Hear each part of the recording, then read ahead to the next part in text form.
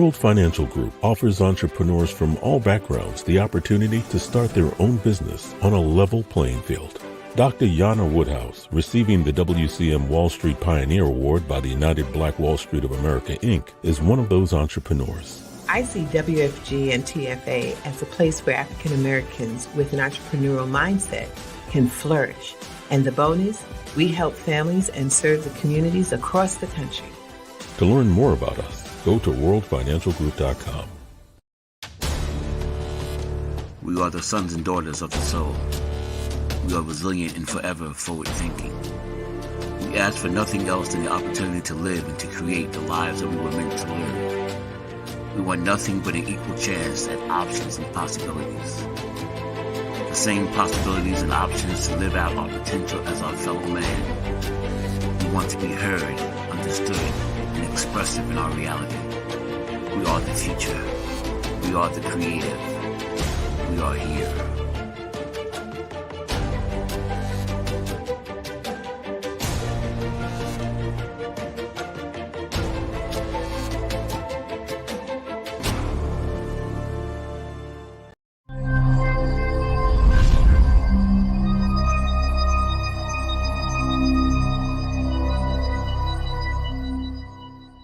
This is Kia Rogers, and you're listening to Urbanology with my dad, Tony Rogers, on WHCR 90.3 FM New York.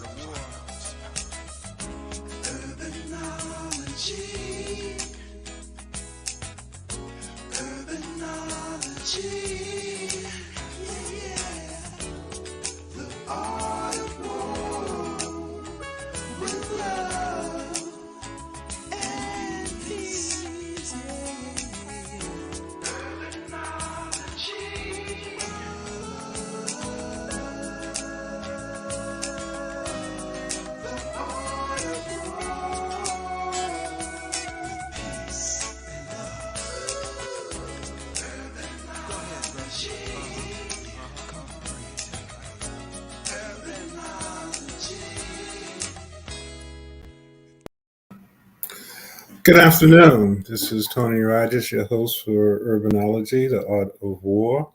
And for those who may be watching for the first time, my birth name is William Anthony Rogers. So it's kind of a play on words. And if you read some of my articles or my books, you'll know that I am a student of Sun Tzu, the Art of War. So all things, I suppose, are equal.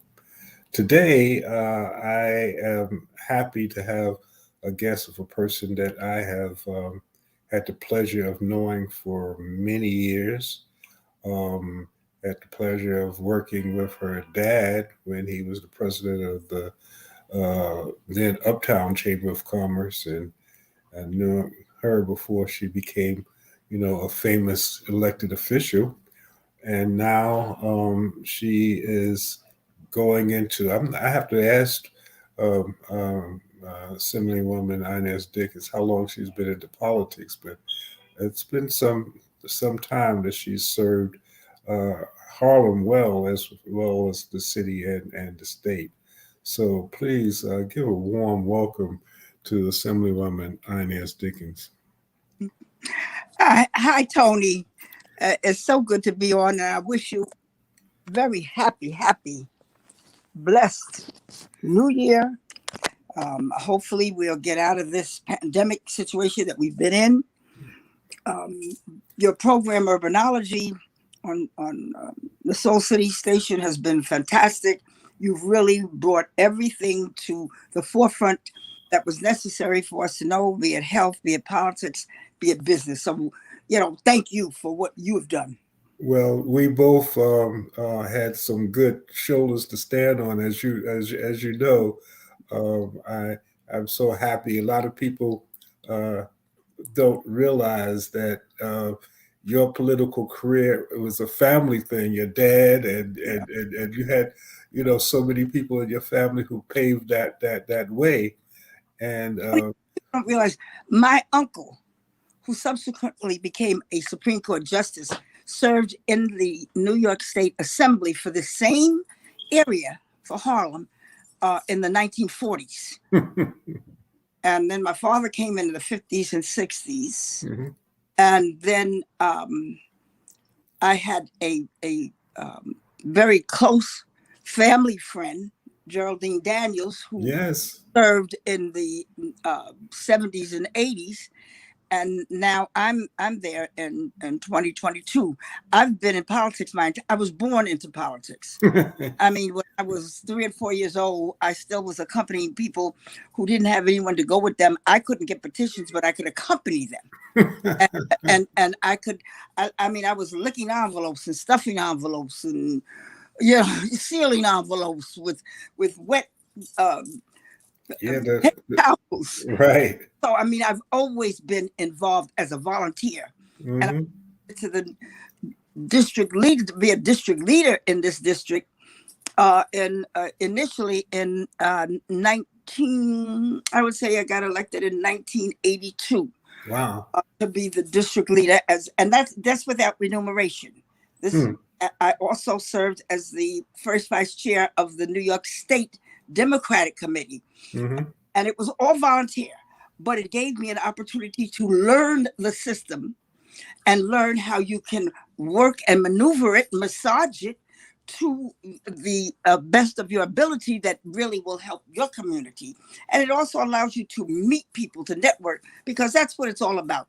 It's about networking. It's about having people you can call on, because when you need a vote for something, you got to have more than just one person voting. So right. I went to the city council in January 2006, served there for 12 years, and then in 2017 went to the New York State Assembly, and I've been there since 2017. And so you've done so much stuff. Because in this, when I was in the city council, I was from day one, I went in and asked for leadership because I felt Harlem deserved to be in leadership. And I asked for leadership. I was number 6 in leadership in the entire city of New York. And I brought more resources to my district, and I also brought resources to Queens, to Brooklyn, to the Bronx, and Staten Island. And Staten Island. I brought more resources to my community than had ever been brought before in the history of the New York City Council. And I built more affordable. And when I say affordable, affordable can have several meanings because it's based upon the AMI. And it's about negotiating, not to kill a development, but instead to negotiate and navigate in order to get an increased number of units, varied size units, with a lower AMI. That's what you negotiate for. And in addition, any of the developments that also had commercial space or retail space, I negotiated to get free space for community-based organizations, not-for-profits that were actually working in the district. So yes. Harlem Mother Say, Jackie Rowe Adams, where they don't have to pay any rent in perpetuity ever, as long as they want to stay occupying there. Perpetuity. That's right. So I mean that's what the community asks you to do. They don't ask you to go there and just say no, because right. When you just say no, it's about the ability to negotiate and navigate and fulfill the needs of the community. That's what it's about, and that's what I've been blessed to be able to do. And I'm proud of that. I have a legacy to stand on. I have things that I have actually done that were positive, because if you're not doing something positive and what you've done is negative, then you're part of the problem and not the solution. Well, again, you have done a number of things, which, especially the buildings, the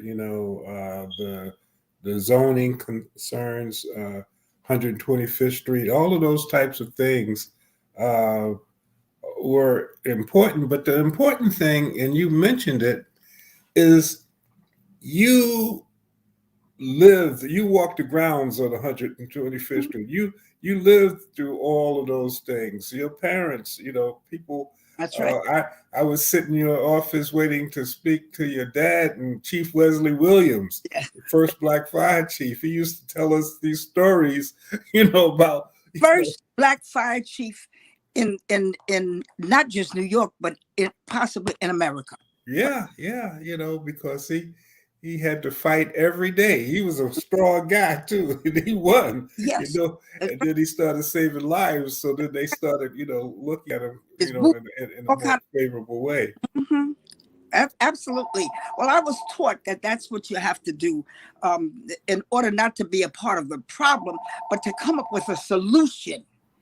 Right. And people didn't understand initially even about the 125th Street rezoning.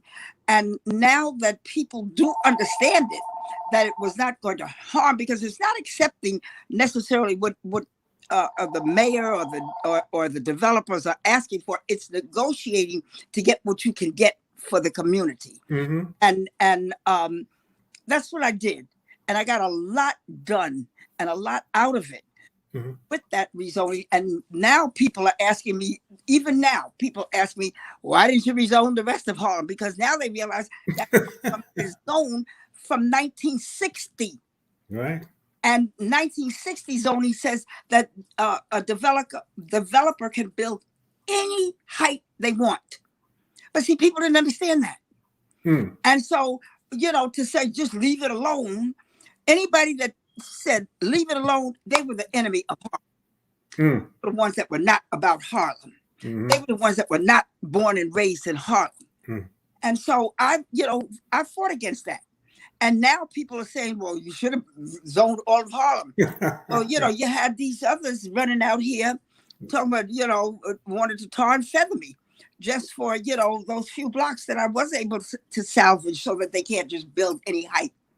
Now they get an increased height because of this, things like if they get culturals in there, they can get a few feet higher.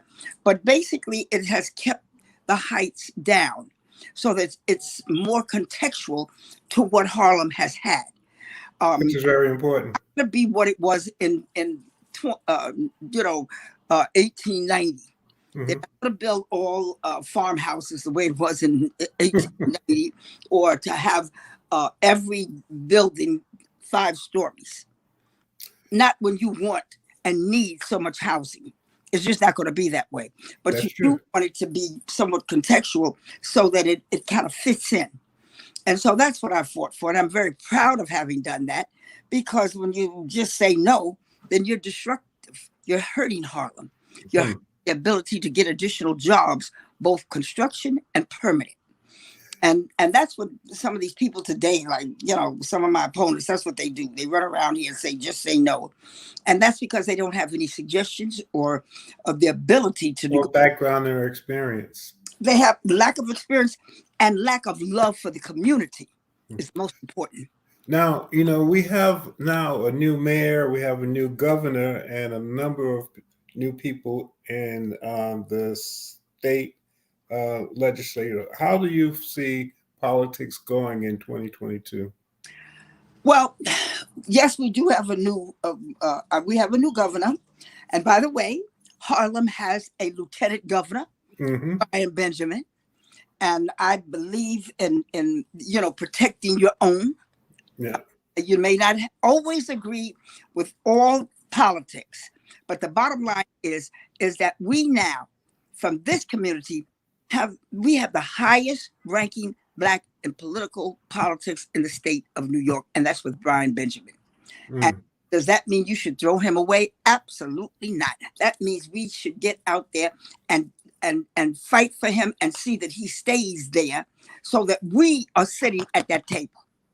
And that's that's from Harlem. We're talking about Harlem sitting at the table. We're not talking Queens or Brooklyn or Bronx. We're talking about Harlem sitting at the table.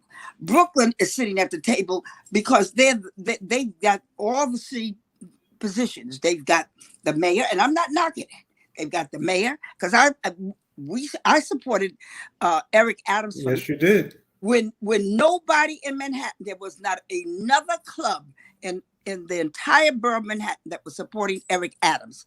And Congressman Rangel, I, and Martin Luther King Jr. Democratic Club, and Londell Davis, we got out there and worked and supported Eric Adams for mayor.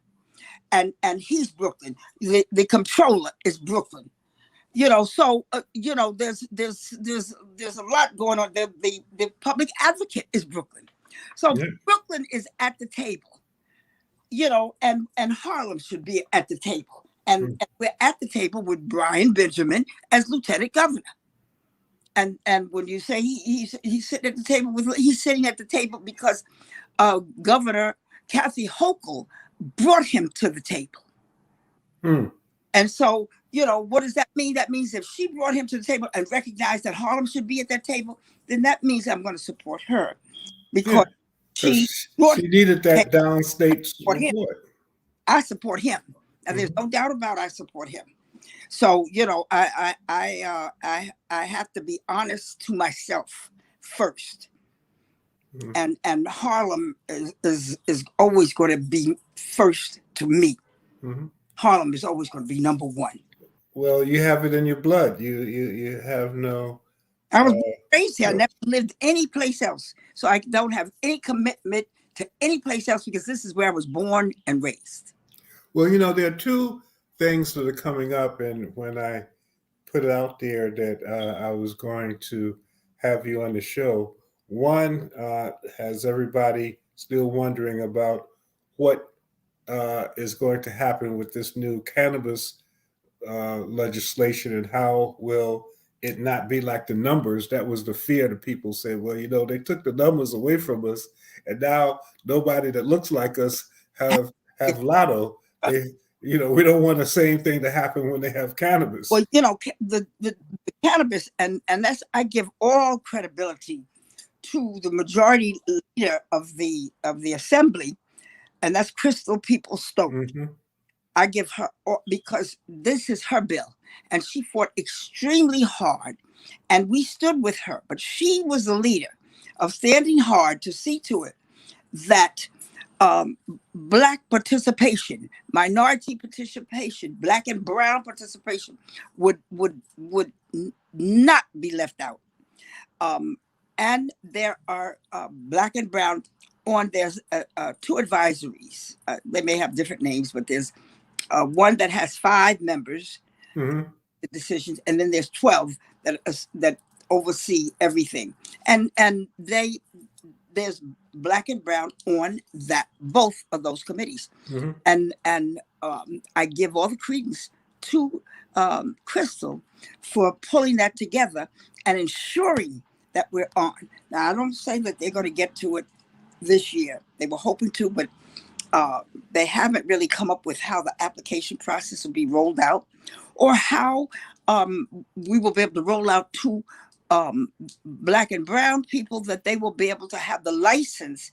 Yeah, because that's very expensive to sell, which means there needs to be some kind of underwriting of some sort. So that has not been flushed out to see how this is going to be done. And so it's going to take a little bit more time than I think they anticipated initially, than was anticipated initially. It's headed by one of my former colleagues in the assembly from Brooklyn. Brooklyn in the house, huh? Yeah, Brooklyn in the house. Brooklyn has been at all the tables. Harlem just got to one table when Governor Hochul asked Brian to serve as lieutenant governor. But one of my former colleagues is heading up the cannabis, and so she wants to ensure that there's Black and brown participation and that it will be fair and the licenses is distributed. I have to check the office. I would like to interview her either for one of our shows, especially for the Holistic Wellness Week Yes. event. I know that Congressman Aspiat's executive assistant spoke at our last event as it relates to some of the health benefits of cannabis. So I But would, right I, is heading up. She was appointed to head up the entire commission, the Cannabis Commission, and then Crystal People Soaks. This is her legislation. So Mhm. either one of them would be great. So Um, I'll talk with you, and you can help me coordinate it. The other thing, um, which is, New York is slowly coming back, and many, actually on February the 23rd, we're having our Harlem Tourism Board meeting, and we have the 125th Street bid and Harlem Park to Park and a number of other groups. There are two things people are looking for information. One is the $460 million tourism dollars. Hopefully, we'll get some of that in Harlem, and also yes. the Marriott Renaissance Hotel. The schedule for that. So those are two topics that we'll Don't talk forget about. the National Urban League. I worked hard for that one, Yeah. and they've already broken ground. Hmm. I was able to get 100%, subsidy. When I say 100%, it's 177 units, of which the AMI will be between 40 and maximum 80%. Mm. And the state of New York had not done that in 40 years. Hmm. And so I'm very proud that I was Yeah. able to They get that. gave you a lot of props for that because you deserved them when they had that special event. That, I think that was one of the last times our former governor came to New York. I mean, to Harlem. well, that's for the people who live here and the children that go to college and come back, and they're making a little bit of dollars, but not a whole lot. And they want to live near their parents or near their family. And so they return to New York, and usually they don't have any place to live. So you've got to have, available to a cross section of people. You've got to have a housing that's available for a varied income. Mm-hmm. Very, very important. And I'm very proud. And Jazzmobile, which you're very familiar with, Yes, that's yes. free space for Yes. Jazzmobile Mm-hmm. in that development, the National Urban League, and Right, have space also in the Marriott, right. and also the 100 Black men. Yes. I was able to get them Mm-hmm. space in the National Urban League. Right. So Yeah. I'm Robin was on the show and she they talked about work, that, donate scholarships and work for free. which is a great thing. Mhm.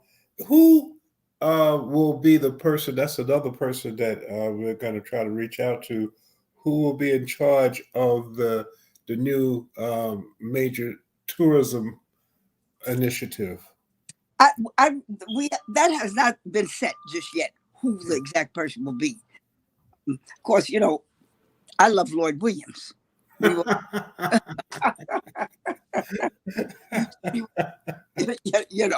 mean, The Godfather. Huh?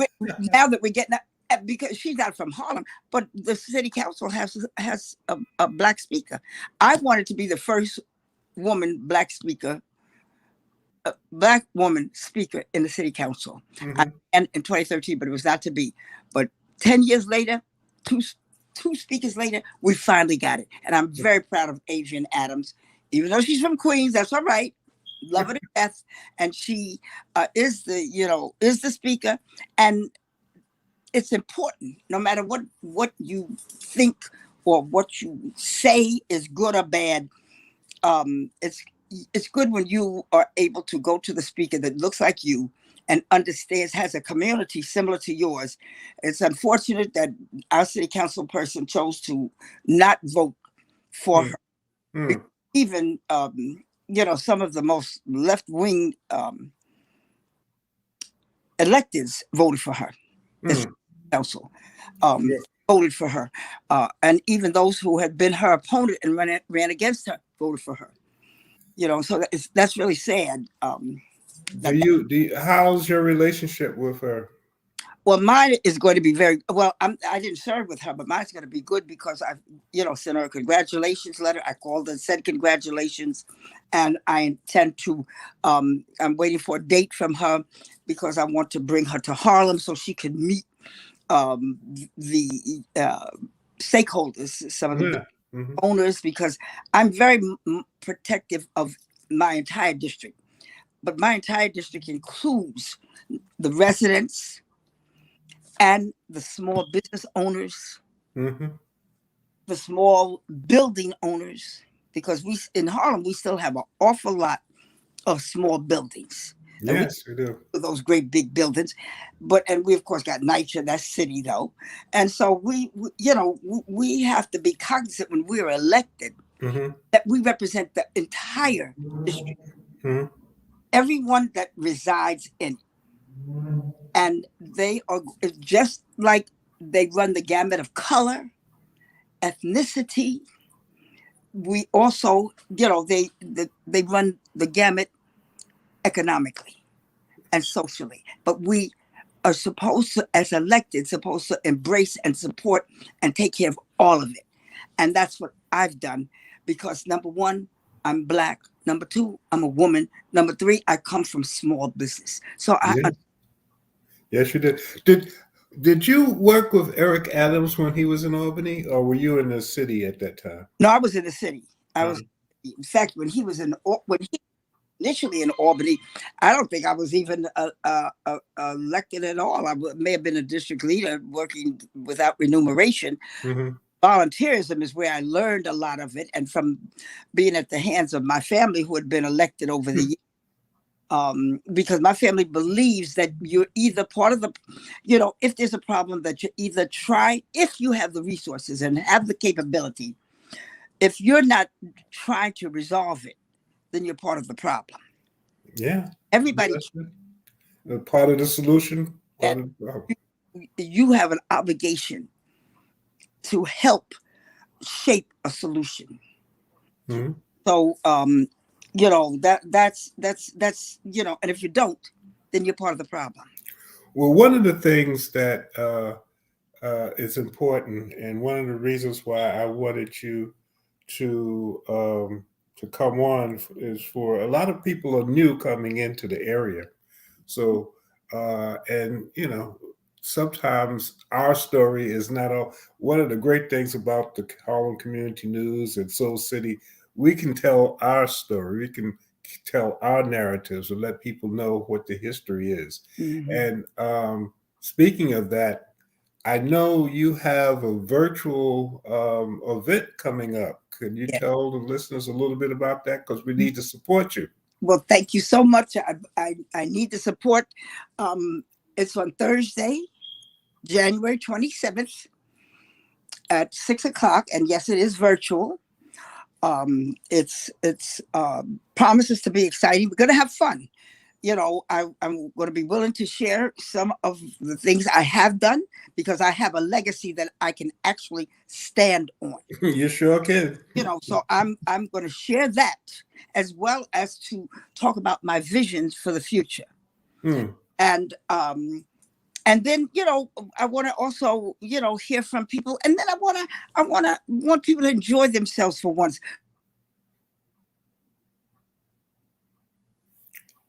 Your sound. And that's caused some of this domestic violence that we're experiencing. And in saying that, I want to, give a moment because both of those officers from the 3-2 precinct, our precinct, right in Central Harlem, the second officer died this afternoon. Oh, sorry to hear that. And so, so now both of those officers, the one that died Friday, 22, and the one that died today, Mora, is 25, 27. Two young men who have lost their life over vegan food. Over vegan food. Actually, Matt McCoy. That's because we've gutted. I just want to say this. So we've gutted mental health. we've gutted that program for the last 20 years. We've been taking the money out of mental health instead of putting money in and sustaining those programs. We shut down the hospitals that they could go to. We did not have programs. So, we've got to go back to that. Yeah. Because out of this, and I'm not attributing everything to mental health, because that's not so. I'd be, not telling the truth if I said everything that happens is negative is mental health. But some of it is. And A lot of it is. And we've got to address it. And so, we're talking about get the guns off the street. New York State has some of the strongest gun laws in the nation. But you've got states that do not want to change their laws, that are down south and do not want to change their laws. And people just go down there and say, I live at this address of their grandmother or their friend or whatever. And they go down there and buy guns and bring them up and sell them on the street corners here in New York. And so, we've got to get federal legislation. People keep hollering about them. We need the law to change. The New York State has the strong, and New York City is one of the strongest. I mean, it's just very strong. But you can just get in your car or get on a train and go on down south and pick up what you want to pick up and bring it back here. So we've got to start targeting the federal representatives, that they've got to begin to fight. Now, it's not going to be easy, because the ones that represent those states that don't want it are going to push back. But that's what we're going to have to do. We're going to have to stand with our representatives, that they're going to have to start pushing back to change federal law. That's the only way it's going to get done. Mm-hmm. That's the What's your thought about some of the divisions in the Democratic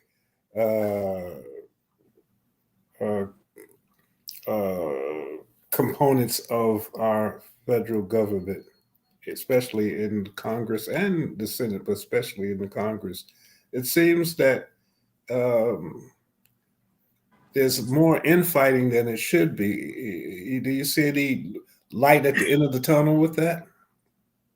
I don't know. I'm going to take the truth. I really don't know. I'm not even sure if it'll win, and if I believe, I hope that it'll come to where we will come to a mutual agreement. But right now, within the Democratic Party, and the Republicans are very happy about this. We've got the extreme right within the Democratic Party. We've got the extreme left within the Democratic Party.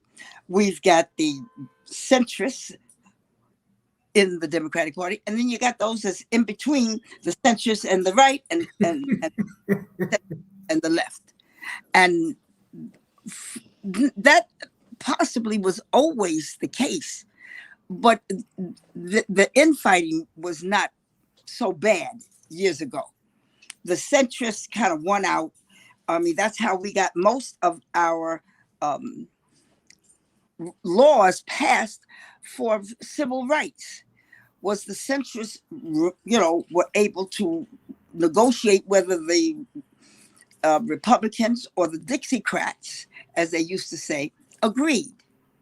But the Dixiecrats really were not Democrats. They were registered Democrats, but they really were not. They were really kind of the registered Democrats, but they started voting Republican. The old time Democrats, because you remember at one time the Democrats were the bad guys and the Republicans were the good guys. Do you know blacks were Republicans in this country? My mom was a Republican. Up until, and it was during Roosevelt's term as president that we were convinced to become Democrats. Up until then, we were Republicans. That's right. Yeah, a lot. Not remember when now but the Democratic Party is not being brought together; it's being torn asunder. Do you see any of that type of division in the state? I'm sorry? Do you see any divisions like that in the state? Yes. It certainly. It's on all three levels. It's on all. And And then, this whole thing about Those, the critical race theory and those changing the election. Tony, those extremists, you can't negotiate or navigate with. It's their way or no way. Hmm. It's their way or the highway. If they've got legislation that they want you to sign on to, 5 or 6 pieces of legislation, you sign on to all 5 or you sign on to none. Hmm. I mean, there's no negotiating, and when you sit down with a group, I find that in the group, if you sit down with a group, like I sat down with a group one time, and what happened was it was over the rent regs. I'll be honest. Mm-hmm. And I was giving them reasons because it did not protect our small owners. I'm not talking about the big guys. I'm talking about those that own 10 families or less and possibly lived in their buildings. And, we were having a discussion, and all they could do was repeat to me the same thing, the same chant, even though I came up with suggestions. And even that I could sign on to 2 or 3 of them. They didn't want me to sign on to any if I couldn't sign on to all 6. Wow. Now and I had people in my office to be part of the meeting so that I would have proof. That's what occurred. That you sign on to all 6 or you can't sign on to any. And then when they were leaving, one of them turned to me and said, well, very interesting, I own property. So I said, you do? Yeah, so does this mean that if you pass these laws, does this mean that I'm not able to raise the rent to get my money back if I change from heating oil to gas, which is cleaner? Because that's what she was saying. She wanted to change from having oil to gas, which is cleaner. And so she said, does that mean I can't get my money back? I mean, and yet this is a group that was telling me it was all or nothing. So, I had people in there to make sure that I had documentation as to, when it was becoming unreasonable or unfeasible, or it was not really realistically protecting this community.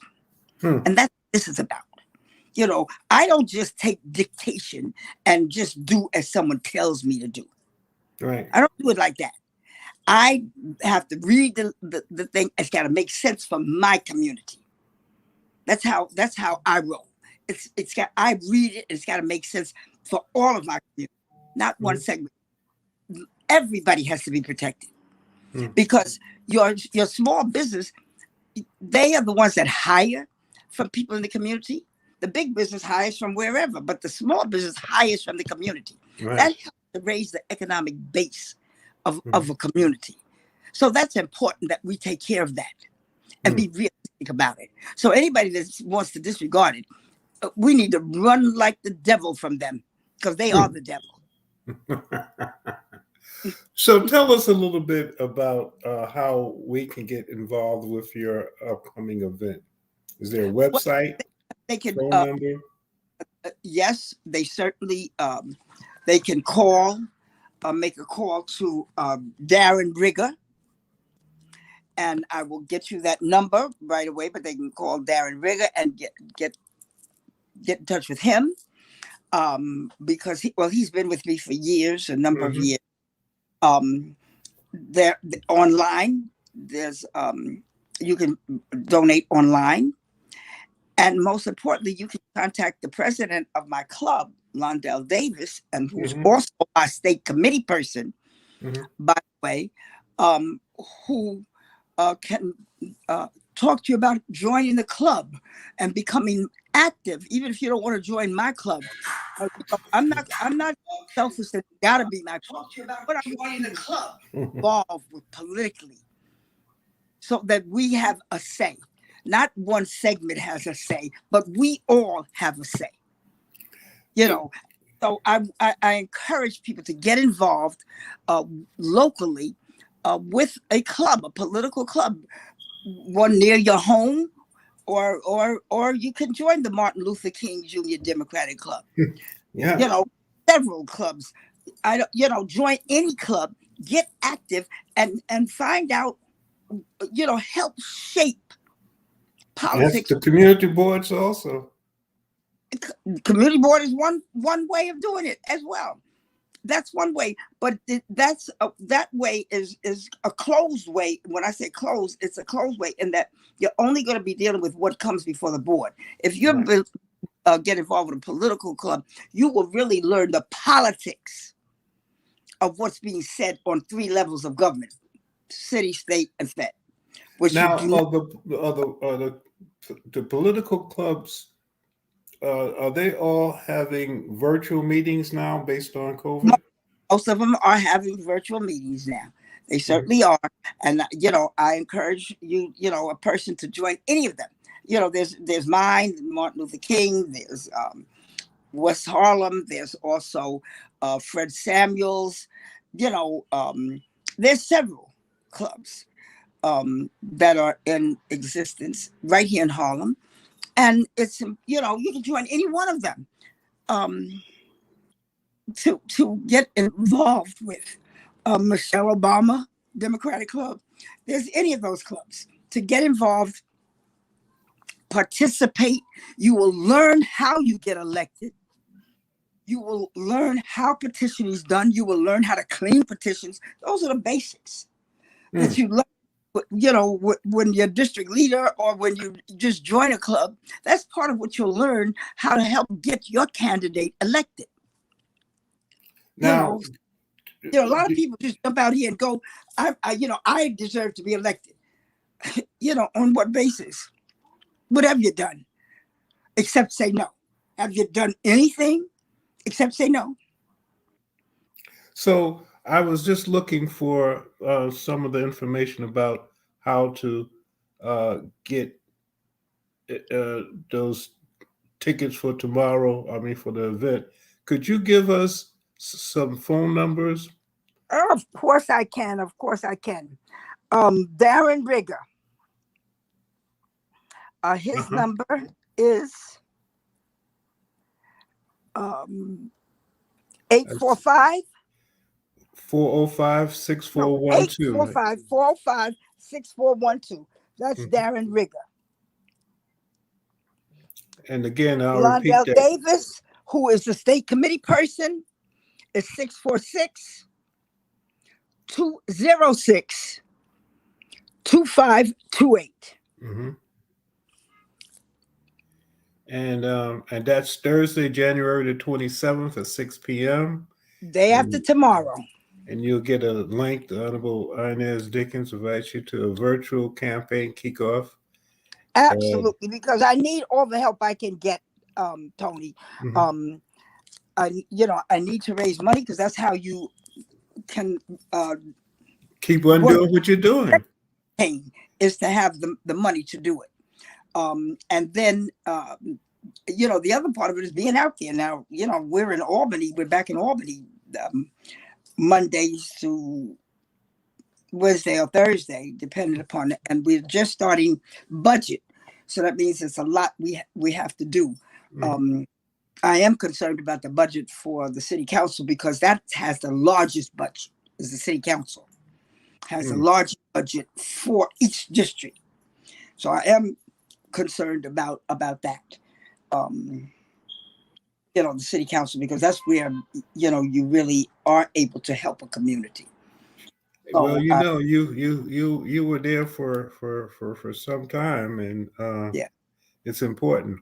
But again, one of the things I would like to do, and I will be in contact with your office, is to, one, make sure when that person who's in charge of the cannabis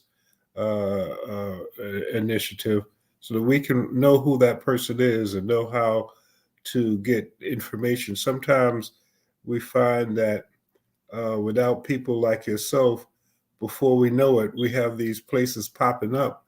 And, like the lotto, I remember, and I know you remember, I mean, the number man, if it wasn't for the number man, people wouldn't have turkeys at one point. And, we have somebody right from the community that's on, and that's Yasmin Cornelius. Yes. That would be, Yeah. great. Yes, Yasmin. The Harlem Business Alliance. They really kind of led Yeah, the way. Edwards and Regina. Regina. And but Yasmin is on the commission, and then, like I said, Tremaine Wright leads it, is the head of it right now. Mm-hmm. And so and then Crystal People Stokes, the majority leader in the assembly, she is the architect of. Right. I know before he moved on to Lieutenant Governor, Brian Benjamin was also very much involved in the legislation For the of that. Senate, but it originated in the assembly. Mhm. Yeah, and Yes, he was. which is again one of the reasons why we always have to make sure that we know who our leaders are, know how to protect them, and for again, I'm going to repeat this number for information uh, uh, for the event on January the 27th. You can RSVP Darren Rigger, and he's been with you for some time. Yes, yes. His number is 845-405-6412. His email is Darren, Darren, at dynamic, dynamicsrg.com. And of course, Londell Davis Jr., who has been a strong supporter, you know, of you. And well, there are a lot of guests who are going to take part in he that. paid for it, but he's a committee person. But it's been very important to him to represent the entire community. Correct. But these are things that we have to make sure that we protect. We have to have people like yourself there. Newer people, they talk well, but have no idea of the history, have no idea of how certain things got there. But something more important than the history, which is just as important, they don't know what the job actually entails. Many of them, you ask, they don't know what the job really entails. And because they wouldn't make some of the mistakes that they do in the beginning. They would know what to ask for from the very beginning. So they would have a committee that they chair instead of no committee that they chair.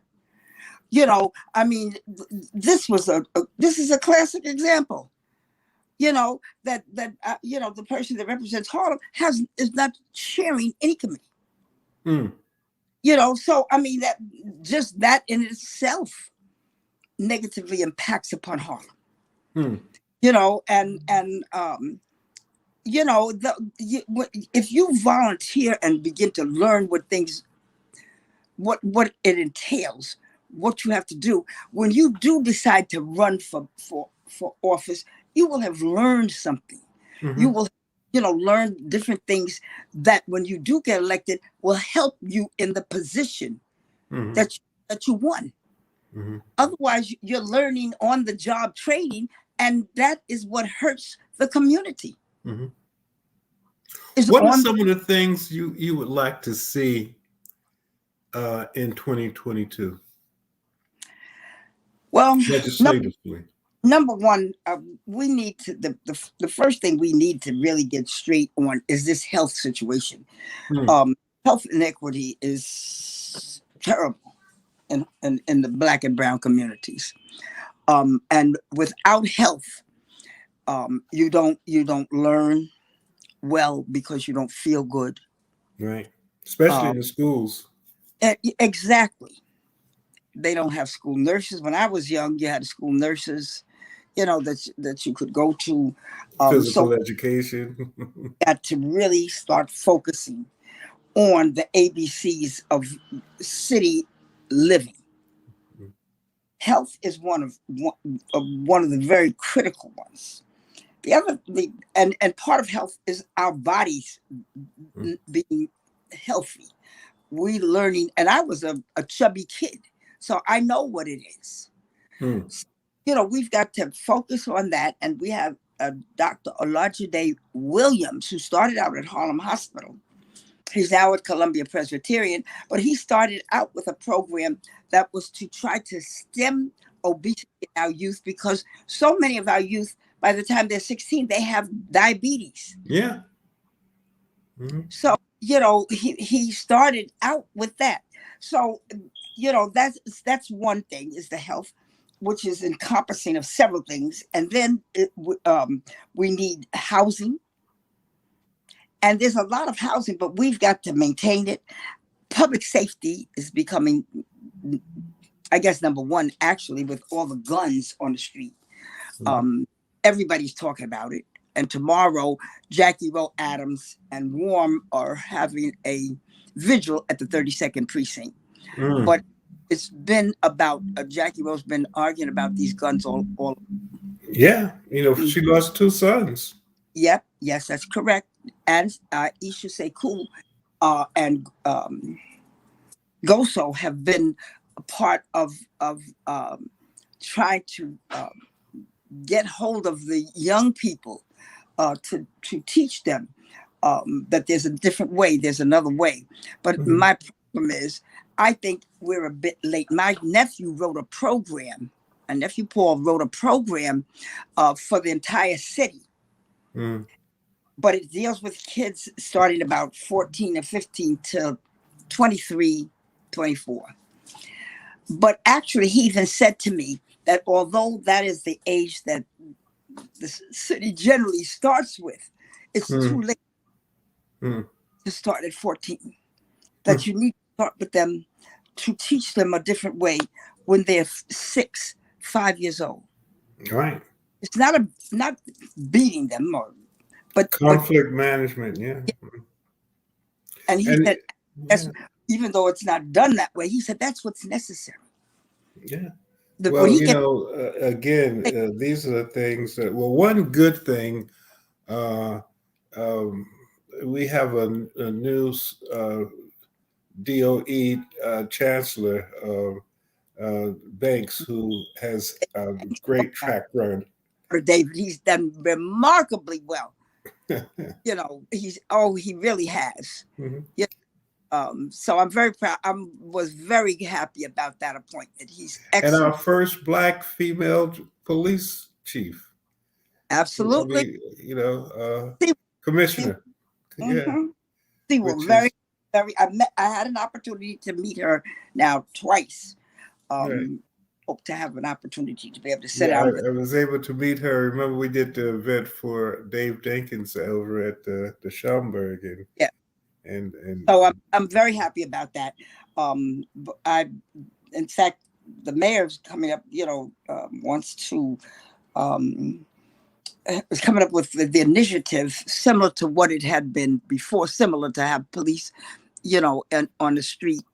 And I support that as long as there is a cadre of a community stakeholders that are overseeing it to ensure that there will be no abuse of authority. Right. Which is important.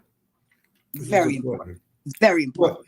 Well, we've had the opportunity to talk with Assemblywoman Inez Dickens, who will be running again, and we need her, as you can hear, which is why I wanted to give her some time. If you are interested in supporting her, you can dial 845-405-6412 and make a donation or a pledge to her campaign, because we only survive by helping each other. There's an email, and I'll spell this out. Darren, Darren, at Dynamic Squad, DYNAMICSRG,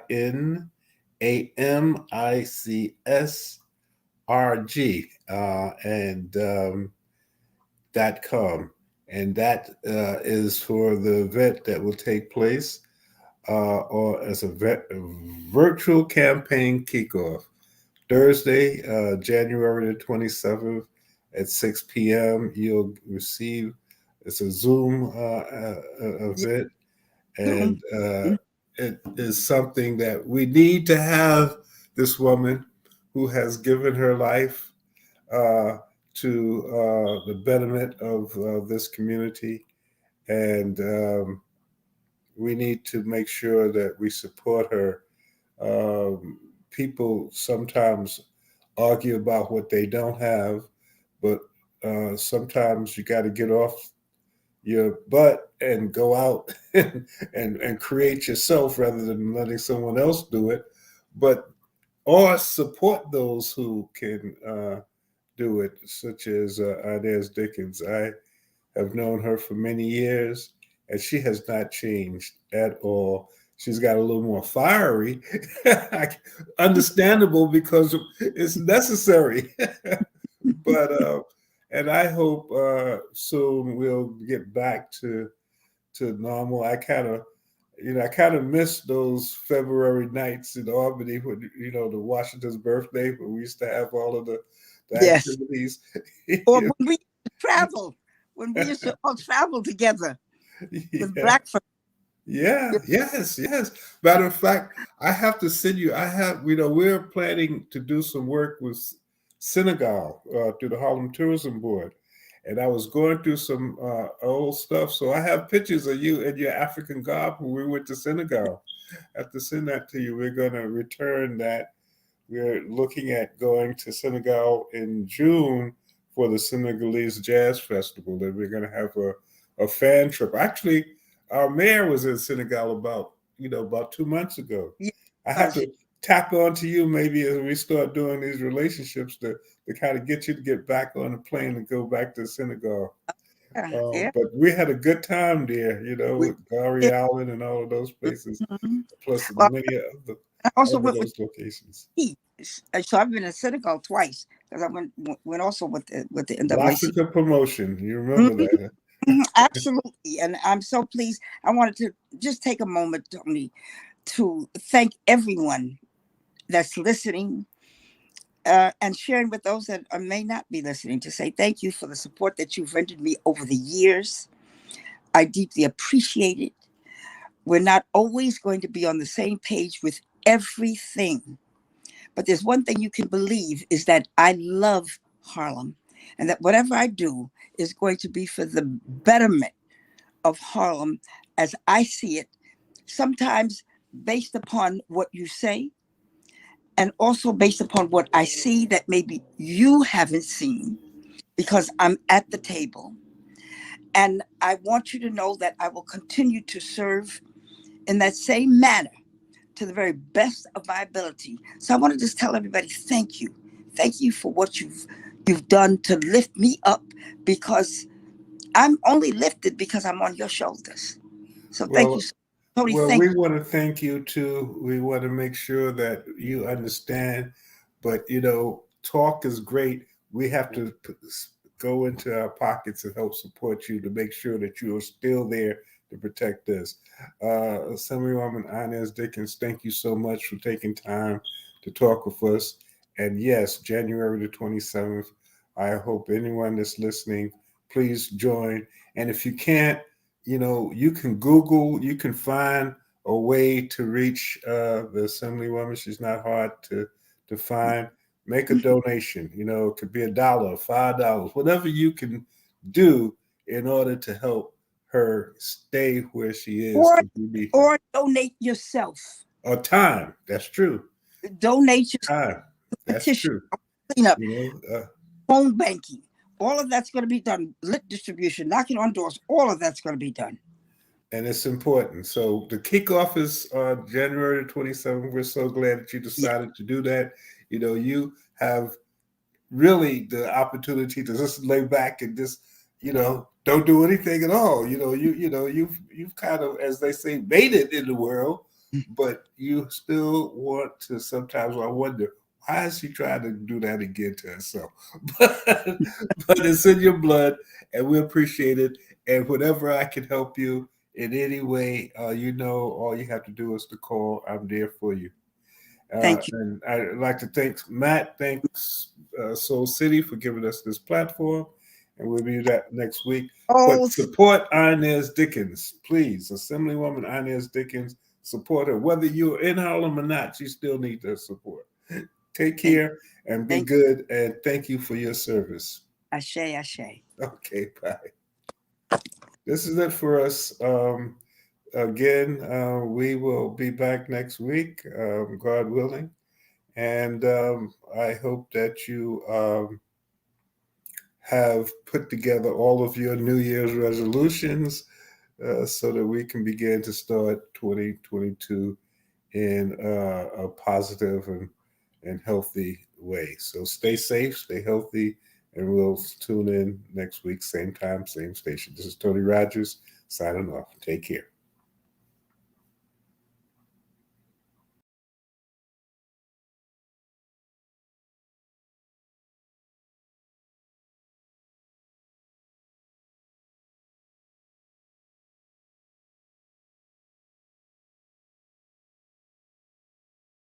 This is Kier Rogers, and you're listening to Urbanology with my dad, Tony Rogers, on WHCR 90.3 FM New York.